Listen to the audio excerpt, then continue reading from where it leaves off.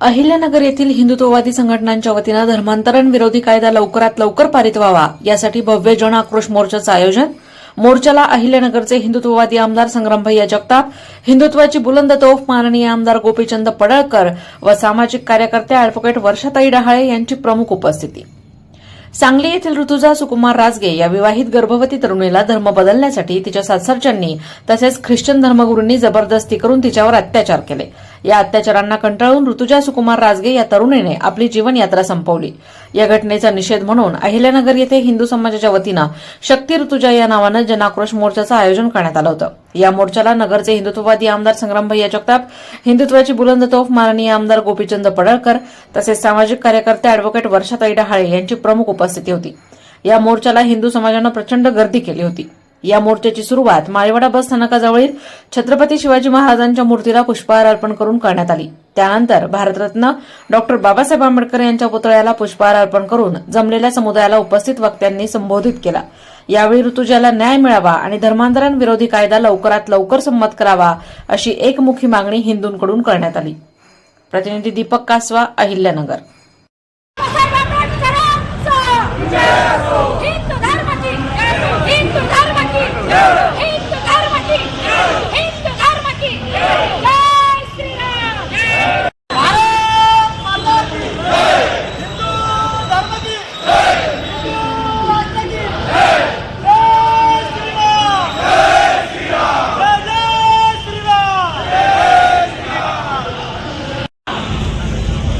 अहिल्यानगर मधील उपस्थित असलेल्या तमाम हिंदू बांधवांचं या ठिकाणी मनापासून स्वागत करण्यात आहे.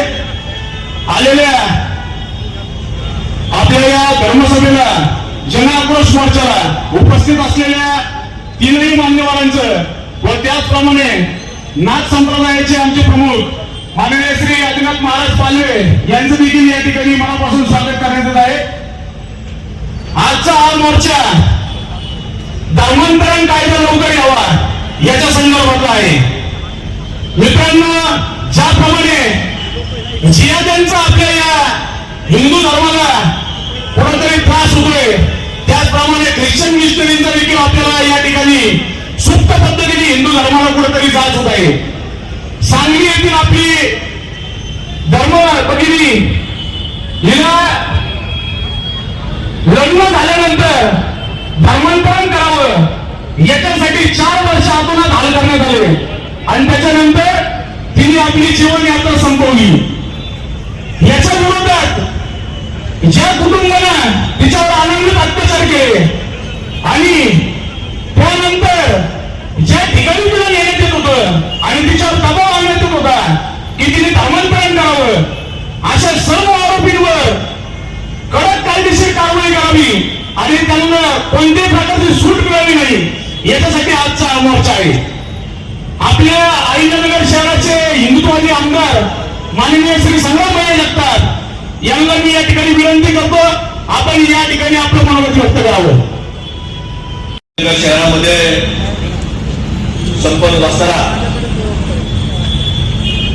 धर्मांतरी विरोधी कायदा हा राज्यामध्ये आणि देशामध्ये लागू झाला पाहिजे. त्याच्याकरता आजच्या या मोर्चाचं आयोजन या ठिकाणी करण्यात आलं. त्याकरता आपल्याला अहिल्यानगर सर्वच आमच्या हिंदू बंधू आणि भगिनींना मार्गदर्शन करण्याकरता या ठिकाणी उपस्थित असणारे आपल्या महाराष्ट्रातील हिंदुत्ववादी बुलंद तोफ आदरणीय आमदार पडळकर साहेब, त्याचप्रमाणे महाराष्ट्रावरती आपल्या मंचावरती विराजमान असणाऱ्या या महाराष्ट्रामध्ये सातत्याने हिंदुत्वावरती काम करणाऱ्या वर्षाताई डहाळे, उपस्थित असणारे या नाथ संप्रदायावरती सातत्याने श्रद्धा असणारा आणि त्या सर्वच आपल्या नाथ भक्तांना एक आदराचं स्थान असणारं पालवे महाराज, उपस्थित सर्व आमचे पत्रकार बांधव, सर्व हिंदू बंधू भगिनी, आताच आपल्याला प्रास्ताविक करत असताना आपल्या मान्यवरांनी सांगितलं की सांगली जिल्ह्यामध्ये एक घटना घडली आणि त्या घटनेमध्ये की कुठेतरी विवाहाच्या पद्धती पूर्वीच्या काळामध्ये वेगळ्या असायच्या. पूर्वीच्या काळामध्ये जर एखादं नातं सोयरी जुळायची म्हटली तर वडीलधारी मंडळीची सातत्यानं कुठेतरी सोयरी कुठल्या गावामध्ये करायची, कुठल्या जिल्ह्यामध्ये करायची, कुठल्या तालुक्यामध्ये करायची असा एक सातत्याने जात असायची. मग कुठल्या तिथं नातेवाईकाच्या माध्यमातून संपर्क करायचे आणि मग त्याच्यातनं कुटुंबाची माहिती घेऊन त्या गावामध्ये जाऊन स्वतः तिथं गेल्यानंतर प्रत्येक कुटुंब आपल्या घरी बोलल्यानंतर नात्याचा विषय पुढे जायचा. पण मागच्या काळामध्ये आपण पाहतो की हळूहळू एक सोशल मीडियाचं माध्यम देखील समोर आलं आणि सोशल मीडियाच्या माध्यमातून काही वेगवेगळे ऍप देखील आले. आता सोशल मीडियाच्या माध्यमातून आपण देखील विचार करायला पाहिजे की कशा पद्धतीने कुठल्या विषयात कुठपर्यंत जायचं. सोशल मीडियाच्या माध्यमातून आपण एखादा काही ऑनलाईन एखादा चहा पिलो त्याचं आपण बिल भरतो, कुठे जेवायला गेलो त्याचं आपण बिल भरतो, इथपर्यंत ठीक आहे. एखादा प्रवास केला रिक्षामध्ये सुद्धा फोन पे आला ते आपण केलं इथपर्यंत ठीक आहे. पण सोशल मीडियाच्या माध्यमातून आपल्याला जर लग्न करायचं असेल तर याच्यावरती देखील आपल्याला कुठेतरी विचार करायला पाहिजे. आणि तशाच प्रकारचा काही लोकांनी सांगली जिल्ह्यामधला आपल्या एक भगिनीचा सोशल मीडियाचा वापर केला आणि त्या सोशल मीडियाच्या माध्यमातून घडलं काय तर आज जशी आपण मशाल पेटवली त्या कुटुंबामध्ये मुलीच्या कुटुंबामध्ये ज्या दुर्दैवी घटना घडली तिच्या प्रेताला कुठेतरी आगे द्यावा लागला हे आपल्या सर्वांकरता फार मोठी शरमेची बाब आहे. म्हणजे त्याचा माध्यमाचा वापर केला गेला पाहिजे. एक उच्च सुशिक्षित एक महिलेला कुठेतरी त्यामध्ये फसवण्यात आलं, तिला कुठेतरी सांगण्यात आलं की संपूर्ण हिंदू पद्धतीचं एक कुटुंब आहे आणि त्याच्या माध्यमातून तो विवाह झाला. पण सातत्याने मनुष्य आशावादी असतो. आज नाही उद्या होईल, उद्या नाही परवा होईल अशा आशावादी ती राहिली बिचारी भगिनी आणि शेवट तिची प्राणज्योत मावळली. पण तरी देखील आज वेगळ्या धर्माचे लोक, वेगळ्या जातीचे लोक, वेगळ्या काही विचाराचे लोक हे त्याच्यामध्ये येतात आणि त्यांनी सातत्य ठेवलं की तू सुद्धा घरामध्ये कुठल्याही प्रकारची देवपूजा करायची चालणार नाही आणि तिला कुठल्याही प्रकारे तसं केलं. तिला सांगितलं की तुला आम्ही जे धर्म पाळतो, ख्रिश्चन धर्म पाळतो त्याच प्रकारे तुला वागावं लागेल, त्याच पद्धतीने तुला आमचं जे काही प्रथा परंपरा असेल त्याप्रमाणे तुला काम करावं लागेल अशा प्रकारची भूमिका आग्रह झाला. आणि तसं आज या महाराष्ट्राच्या भूमीवर जसे अनेक वीर पुत्र जन्माला आले तर त्या वीर पुत्राने देखील कुठेतरी निर्णय केला, निश्चय केला माझ्या जीवनामध्ये काही घडलं, कितीही घडलं तरी मी धर्मांतर करणार. माझ्या कुटुंबामध्ये किती प्रसंग आले तरी मी धर्मांतर करणार नाही. आणि त्याचं सर्वात मोठं उदाहरण जर कुठलं असेल तर ते छत्रपती शिवाजी महाराजांचा छावा धर्मवीर संभाजी महाराजांचं एक फार मोठं ज्वलंत उदाहरण हे आपल्या संपूर्ण महाराष्ट्रासमोर देशासमोर. आणि म्हणून ती भगिनी देखील आपल्या जी सांगली जिल्ह्यात आज गेली तर ती देखील संभाजी महाराजांपेक्षा मी तिची देखील विचारधारा संभाजी महाराजांसारखीच होती आणि म्हणून तिचं वीर मरण एक बलिदान आपण कुठे विसरता कामा नये आणि म्हणून आपण सर्वांनी लक्षामध्ये घेतलं पाहिजे. आज हा कायदा कशाकरता गरजेचा आहे? आज कुठलीही निवडणूक नाही. पडळकर साहेब असतील, दाळेताई असतील, कशा करता निवडणुकी करता आले. हे व्यासपीठ निवडणुकीचं नाही, हे कुठल्याही मताचं निवडणुकीचं व्यासपीठ नाही, हे कुठल्याही मताच्या राजकारणाचं निवडणुकीचं व्यासपीठ नाही. काही लोक बोलतात की निवडणुका करतो झाला तर निवडणुका लागतात 5 वर्षात निवडणूक आहे, निवडणूक आता नाही. पण आज कुठेतरी धर्माच्या व्यासपीठावरती धर्माच्या विचाराकरता आपल्याला कुठेतरी एकत्र येण्याची गरज आहे. आज जर 1947 नंतर आज 2025 पर्यंत आपण विचार केला तर आज आपल्या भारत देशावरती जे जे हल्ले झाले मग ते समुद्र मार्ग झाले असतील, हवाई मार्ग झाले असतील, रेल्वेच्या माध्यमातून झाले असतील, रस्त्यामध्ये गाड्यांमध्ये बॉम्बच्या माध्यमातून झाले असतील किंवा आत्ताचा झालेला दुर्दैवी एप्रिल महिन्यातला देखील हल्ला, पहलगाम मधला हल्ला हा शेवटचा दहशतवादी हल्ला जो आपल्या भारत देशावरती झालाय हा फक्त आणि फक्त 7 आणि धर्म विषवणं झालेला आहे. त्याच्यामुळे आपण देखील त्या प्रकारची विचारधारा आज कुठेतरी प्रत्येक माणसाच्या मनामध्ये कुठेतरी पेरणं आणि त्याच्यावरती काम करण्याची आवश्यकता आहे. आता इथं आम्ही आलो, हार घालत होतो. महामानव डॉक्टर बाबासाहेब आंबेडकरला हार घातला. या महामानव डॉक्टर बाबासाहेब आंबेडकरांनी या देशाला संविधान दिलं. या महाराष्ट्राच्या भूमीमध्ये त्यांचा जन्म झाला आणि या महाराष्ट्रातून त्यांनी जगावरती एक वेगळं स्वतःचं नावलौकिक मिळवलं. मग ज्या महामानव डॉक्टर बाबासाहेब आंबेडकरांच्या विचारानं घटना निर्माण झाली, त्या घटनेच्या आधारावरती जसं आज या भारत भूमीमध्ये जे कायदे तयार झाले, त्या कायद्यांमध्ये आज आपण पाहतो की गो हत्यावरती कायदा झाला, ते लोक मानत नाही. या हिंदू जन आक्रोश मोर्चाचं आयोजन केलेलं आहे.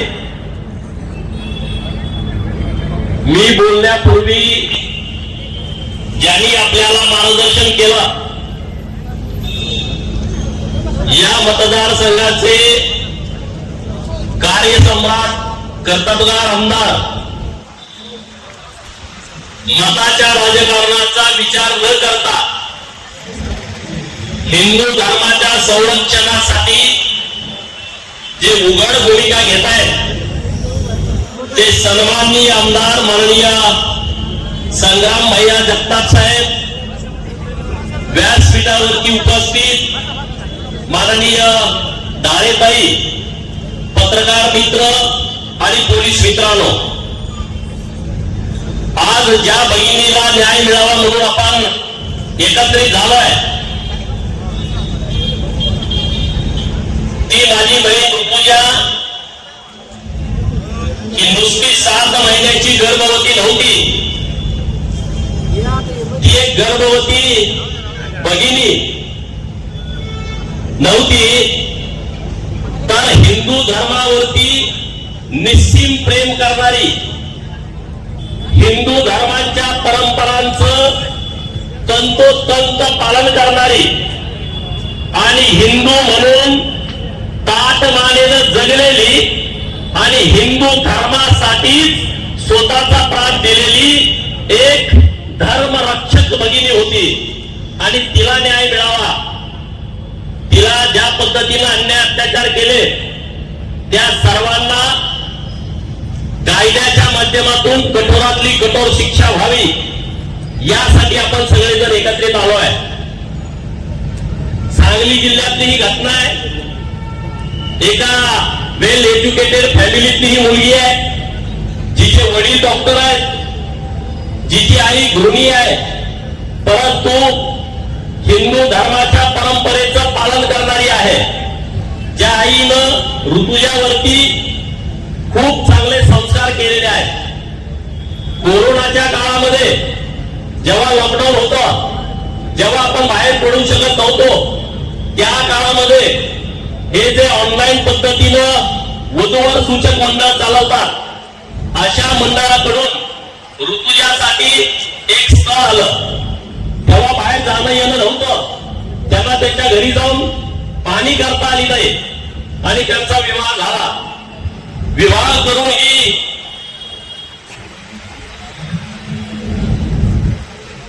उच्च विद्याविभूषित एमपीएससीची एक्झाम दिलेली ही मुलगी,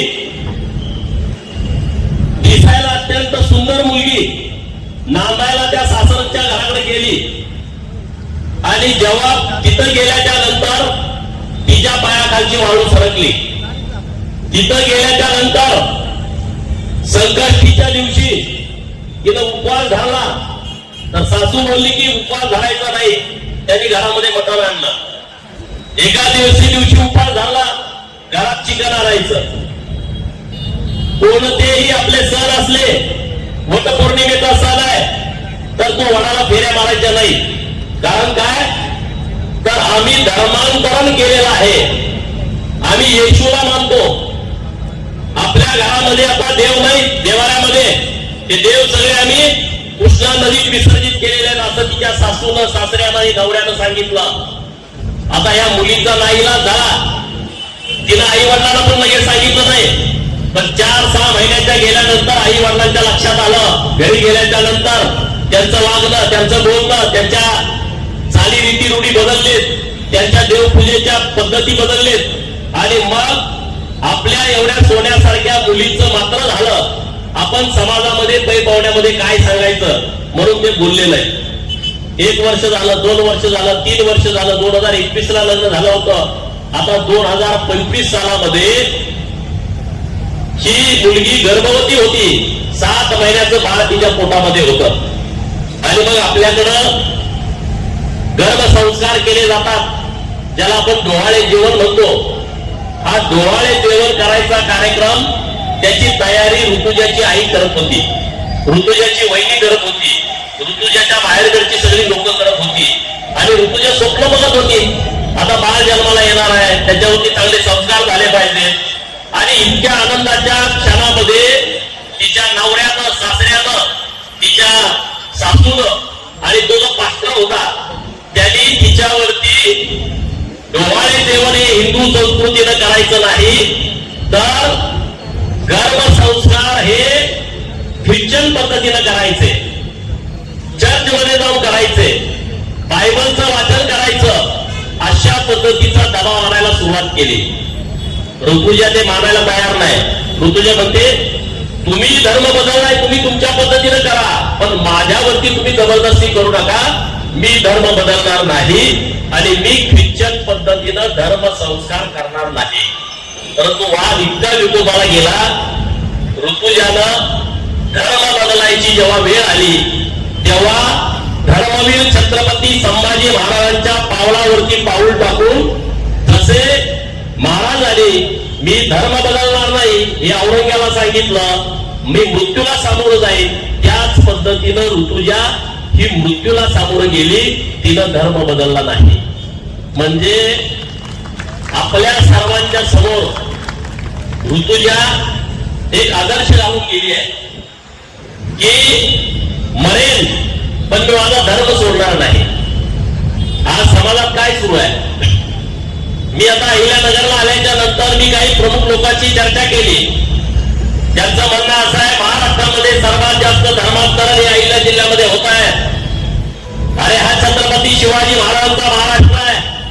हिंदू धर्माचं रक्षण करण्यासाठी हिंदवी स्वराज्याची स्थापना करणाऱ्या छत्रपती शिवाजी महाराजांचं हे महाराष्ट्र आहे. हिंदू धर्माचं धर्मांतरण झालं नाही पाहिजे म्हणून स्वतःचा प्राण देणारा महाराजाचा पोरगा. अरे छत्रपती शिवाजी महाराजांच्या मुलाला काय कमी होतं?